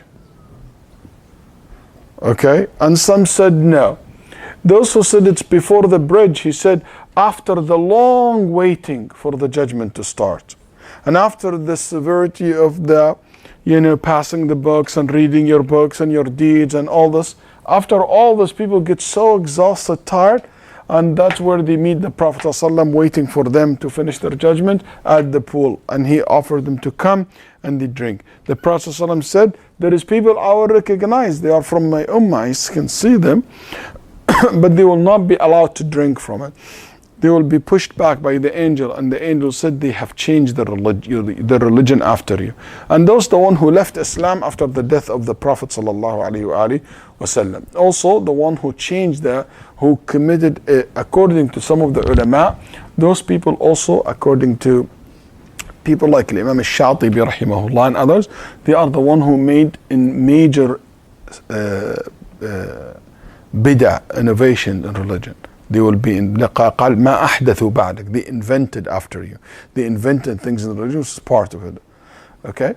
Asad al-Sunnah, also from Tunisia, is a great scholar there, who said the same thing. He's very among Imam Malik rahimahullah's level. Anyway, so or a student of Imam Malik rahimahullah. So those people said that this as well happen, the pool will take place before the sirat. Why? Because the Nabi ﷺ said the angel will curse those people, push them back, and will say you cannot drink from it because you have changed. Either they left Islam or they committed a very major bid'ah and change in the religion. Because of this hadith, we said it is before as-sirat. Because such people, impossible for them to pass as-sirat. Such people cannot pass as-sirat. But those who said it's after the sirat, why? They said because the Nabi ﷺ said whoever drink from it will never be thirst. Okay? He said, and we know that among the people who will drink from it are the sinners, are the one who might be punished for their deeds. So if they're never going to be thirst, it means everybody drink from it will never enter hellfire. So the ulama said no. Even if they enter the hellfire, they will never be thirsty. They will never drink from the water of the hellfire. And that's how we reconcile between the evidence. Some said maybe there is multiple held, one here and one there. But that's not a very good answer because doesn't seem to be the case. Wallahu a'lam, what it seems to be more, as al-Bardisi rahimahullah said, and I think al-Qurtubi as well, and Ibn Taymiyyah, and Ibn Kathir, it takes place before the sirat. If I'm not mistaken, this is, maybe Ibn Kathir said after, Allah a'lam, I don't remember now. But anyway, it's a debate between the ulama rahimahullah, and you know what, we're going to figure it out. There is, inshallah, on the Day of Judgment. I don't think there is any benefit from knowing this, just as it's how theologians like to debate these issues. But but the main thing is to believe in its existence. Okay. Some people said in the dua that the Prophet give me from your hand water. I'm not sure if there is any evidence that the Prophet ﷺ will handle people there. قال اسقنا من يده الشريفة شربة لا نظمأ. Give us from his hand, honor hand, his honor hand, a drink. I'm not sure of any proof that the Nabi ﷺ will be serving people at the pool. He'll be welcoming people, but serving people? Because there are so many jugs, so many people. Yes? So only the people who are drinking from the Hawd, is that only the Ummah of Prophets? Yes, from that Hawd, yes, because it's from Al-Kawthar, and Al-Kawthar is for Muhammad sallallahu alaihi wasallam. Inna a'tainaka Al-Kawthar. So does the Kawthar extend from Jannah? No, يشخب فيه ميزابان من نهر الجنة. The Prophet sallallahu alaihi wasallam said there is 2 drainage. You know the drainage? Okay. From Al-Kawthar. Fill that pool. Yes. Go ahead. Read. The Sirat is stretched over hell. It is the bridge between paradise and hell. People cross in accordance with their deeds. Some cross as quickly as the eye winks. Some cross if a flash of lightning. I don't know about the word between. It's above the hellfire. What lead to Jannah after that? Some cross as quickly as the eye winks. Some cross. This all came in the ahadith in Nabi sallallahu alayhi wa sallam. Yes. Some cross as if a flash of lightning. Some cross as if wind. Some cross as a noble horse would. Some cross as a camel rider might. Some cross it running, some walking. Some cross it crawling, and some are snatched and thrown into hell. The bridge has hooks to snatch the people according to their deeds. Whoever passes over and enters paradise, if they cross the Sirat, they will be halted over a bridge between paradise and hell to settle accounts between themselves. So that other bridge is the between the hellfire and paradise. So for the first one, people pass according to their deed, like what you heard. Some of them will fall and hang, and the Prophet said, and climb again. And Ibn Mas'ud said it is thinner than a hair and sharper than a sword, this place. And still have this hooks and has thorns and things pulling the hellfire basically underneath of it, and people falling into the hellfire. And some of them will not fall, the hellfire just burned their feet and some of their bodies. Okay, and some of them fall on the top of the hellfire and come back again. Everybody according to the sins, and that Allah subhanahu wa ta'ala want to punish them for it. And people, when they crossing the Sirat, they say, Allahumma sallim, sallim, sallim, Ya Rabbi protect me, Ya Rabbi protect me, Ya Rabbi protect me. SubhanAllah, Muhammad sallallahu in such place will be saying, Ya Rabbi protect my ummah. Protect my ummah. And that's how much he worried. There is a hadith al-Iraqi said it's sound. Aisha radiallahu anha, she said when she heard the Prophet said, in 3 places no one will remember anyone. Yani no one will remember anyone specifically. No 2 lovers will remember each other. Then she said, even me and you, Ya Rasulullah. قال لا يذكر حبيب حبيبة. We love each other, even you will not think about me at that point. He said, even me and you, Ya Aisha. The Prophet will think about the ummah, but not about, he will forget about her. That's very hard, like when he said that to her. You know, it's just very hard for anyone to think of that. And Nabi Sallallahu loved Aisha so much, and he would say that to her. And what are the 3 times or locations? Number 1, when the books are passed. Number 2, when the deeds are weighted. Number 3, when people cross over the Sirat. That's the moment when everybody think of themselves. Nobody think of anybody else. May Allah subhanahu wa ta'ala make it easier among us. Also in the hadith in Nabi sallallahu alaihi wasallam, it shows that people will have light according to their deeds when they cross over that bridge. Yes.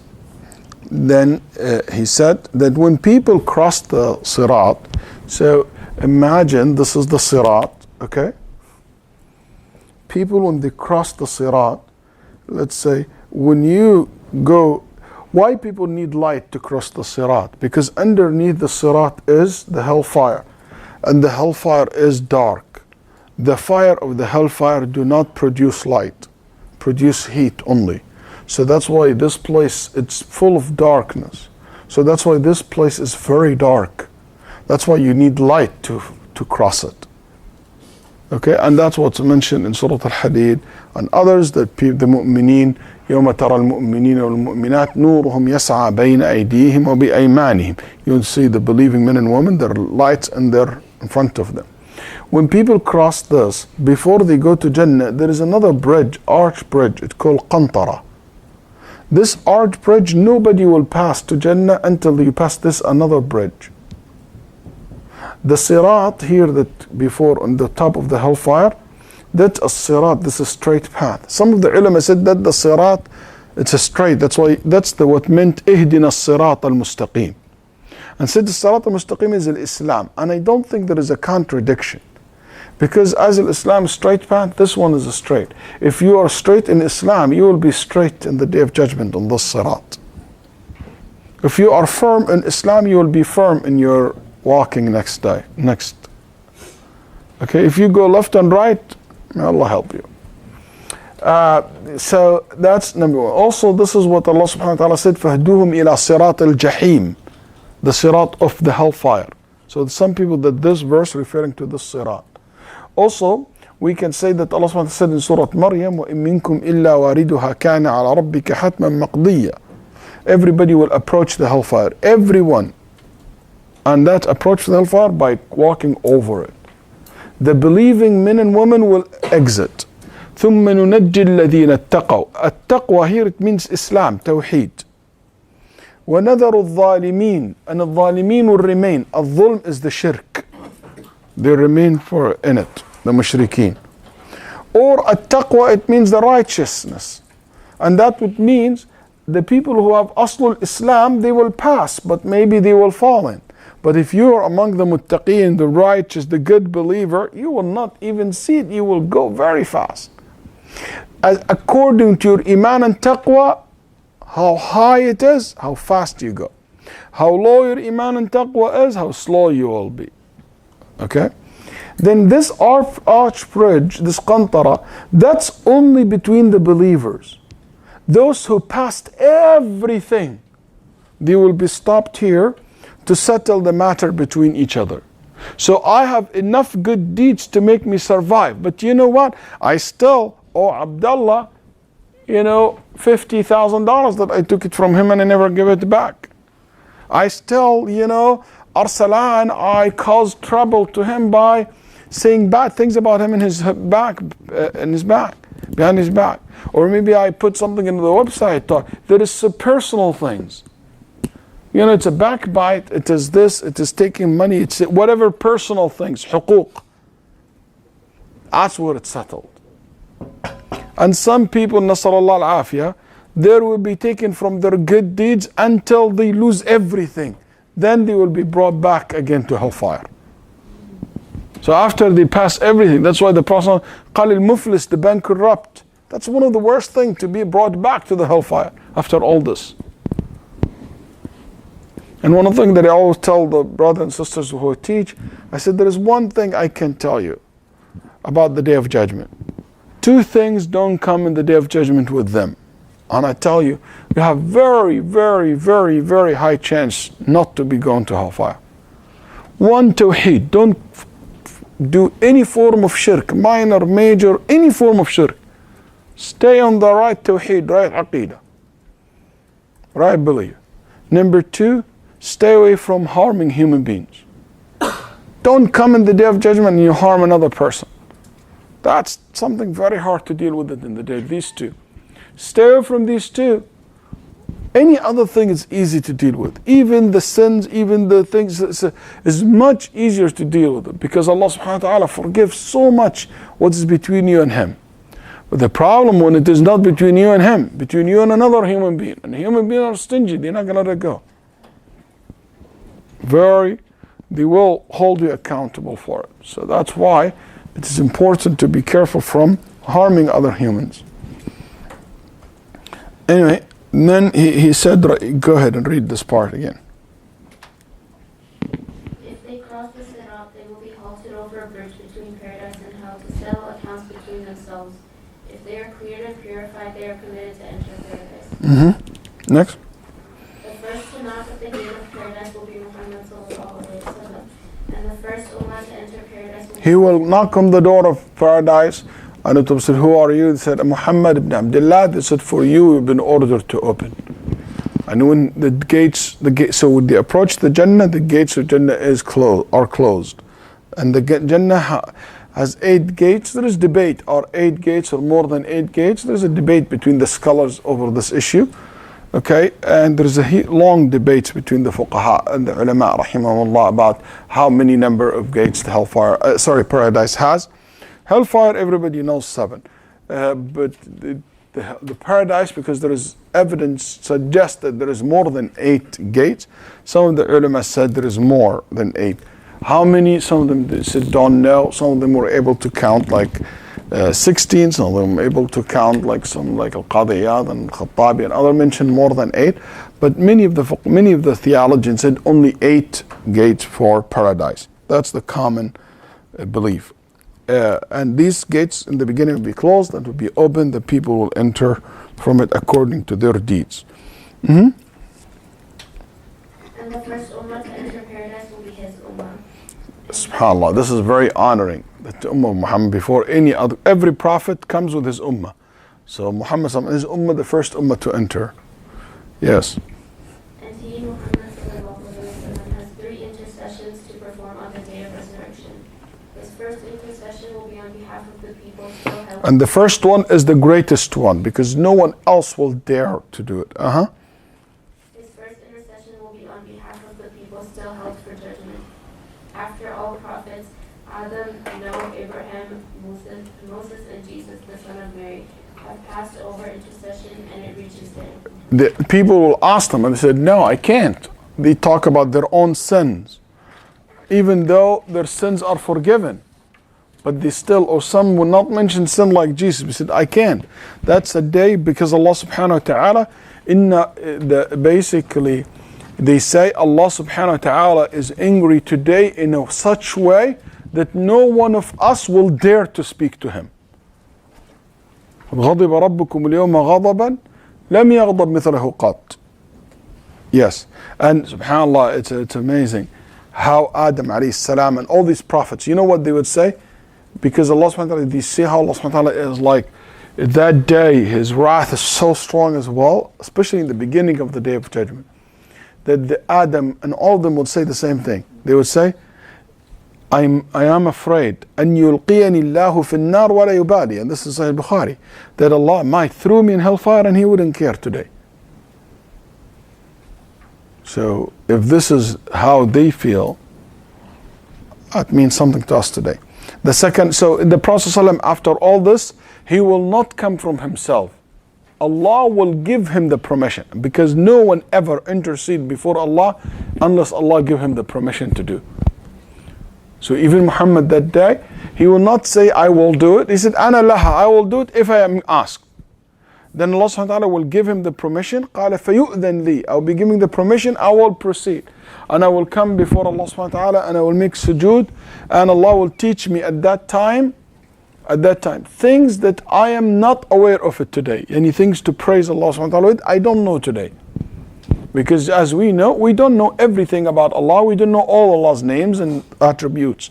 So Allah will be teaching Muhammad ﷺ things about and dua and praises and of Allah subhanahu wa ta'ala names and attributes that he doesn't know now.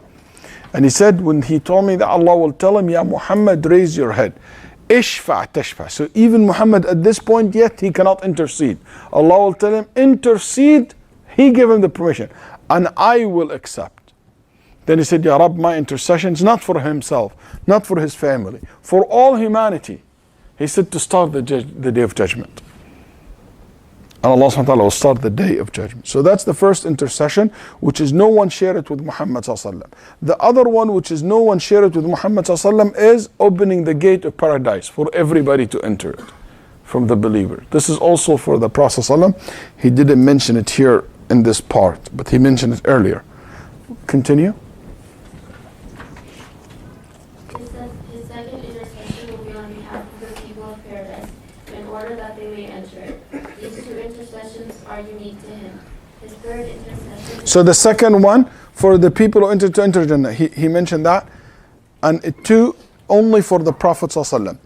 There is another one also for the Prophet ﷺ. Nobody else will share it with him. Third one. Anybody knows which one? For his uncle. Even his uncle is not a Muslim, is not a believer, but he interceded for him. No one else will ever intercede for a disbeliever. Even when Ibrahim tried, Allah forbade him for his father. When Nuh tried for his son, Allah forbade him. No one ever intercede for a non-believer except Muhammad ﷺ for his uncle, and his uncle only, Abu Talib. And his shafa'ah was to reduce the punishment in the hellfire. Then the third shafa'ah. His third intercession is to be on behalf of those who warrant fire. His intercession is for him, Muhammad ﷺ, for all prophets and saints, and for others, so that they may intercede on behalf of those who deserve fire, preventing them from entering it. So this is intercession to prevent them from entering it. Also, at intercession after they enter to be taken out of it. Okay? And this is not only for the Prophet ﷺ, shared by others. Yes. That they may intercede on behalf of those who deserve fire, preventing them from entering it, and on behalf of those who have entered into the fire, taking them from it. So two types. And by the way, this type of intercession, those who believe sin is kufr don't believe in it, because they said that means a kafir will enter Jannah. So those who said adhan, the adhan is called? He's standing now. Huh? He's doing it now. Okay. No, just finish it quickly. Allah be exalted, out of his generosity and mercy, send some people out of the fire without intercession. Space will be left unfilled in paradise, so Allah subhanahu wa ta'ala will create more people for it and bring them into it. Yeah. There is a space in Jannah, because in Jannah there is a space for every human being. So the people who didn't make it to Jannah and went to hellfire, their place is empty. Okay? The places and will be inherited by the believer. And I always say to the brothers and sisters, that shows you that Allah wants everybody to go to Jannah. And He made them place in Jannah for every single human being. But those human beings choose not to go to. Otherwise your spot in Jannah is there. You choose not to go. Otherwise Allah made it and prepared for every single human being.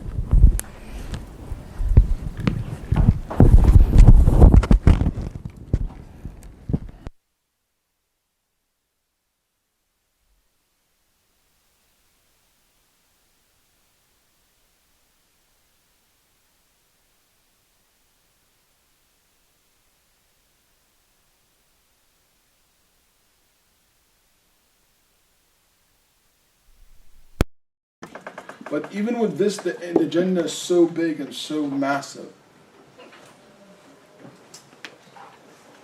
Okay. From heaven, in the tradition of the prophets, and in the inherited knowledge from Muhammad sallallahu alaihi wasallam, what is sufficient and satisfactory in this regard, and whoever wishes to seek it can find it. Yes, so there is a lot of ilm and details not exist in any other book other than that. So then after that, you're going to talk about al-qadr, okay? Then after that, you're going to talk about al-iman.